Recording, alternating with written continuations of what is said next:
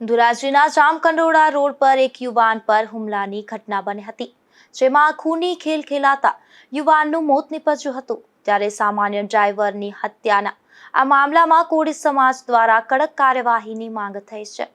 ધોરાજીમાં સામાન્ય પૈસાની બાબતમાં હત્યાની આ ઘટના બની હતી, જેમાં હિમાલય હરીશ બારૈયા નામનો યુવાન અને તેમનો પરિવાર નિયમિત રીતે પીઆર આંગણિયામાં પૈસાની લેતી દેતી કરતો હતો। આ પૈસાની લેતી દેતીને લઈને 4 જેટલા શખ્સોએ હિમાલય નામના આ યુવાનને મોતને ઘાટ ઉતારી દીધો હતો।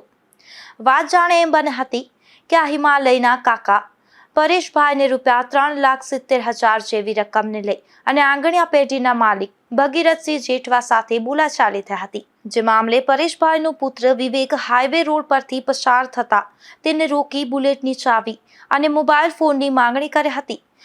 તેવા સમયે જ પરેશભાઈનો ભત્રીજો હિમાલય હરીશભાઈ બારૈયા નામનો યુવાન ત્યાં પહોંચતા ભગીરથસિંહ જેઠવા, મહિદીપસિંહ જેઠવા અને અન્ય 2 શખ્સોએ મળી કુહાડાના ઘા મારી નિર્દોષ હિમાલયને મોતની ઘાટ ઉતારી દીધો હતો। આ ઘટના અંગે પોલીસ ફરિયાદ નોંધાતા પોલીસે આ બંને શખ્સોને ઝડપી લઈ લોકઅપના સળિયા પાછળ ધકેલી દીધા હતા। આ ઘટના બનતા સમગ્ર કોળી સમાજમાં રોષની લાગણી ફેલાઈ ગઈ હતી।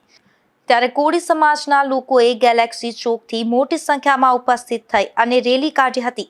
આ રેલી એસપી કચેરી ખાતે પહોંચી અને એસપી સિમરન ભારદ્વાજને આવેદનપત્ર પાઠવી હત્યારાઓ સામે તટસ્થ તપાસ અને કડક કાર્યવાહીની માંગ કરી છે।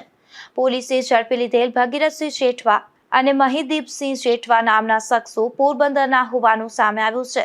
ત્યારે પોરબંદરમાં પણ આ શખ્સો સામે રોષ જોવા મળી રહ્યો છે। તો બીજી તરફ અન્ય 2 શખ્સો કે જે આ હત્યામાં સંડોવાયેલા છે તે શખ્સો કોઈ રાજકીય પક્ષ સાથે જોડાયેલા હોવાનું ધોરાજીમાં ચર્ચાઈ રહ્યું છે।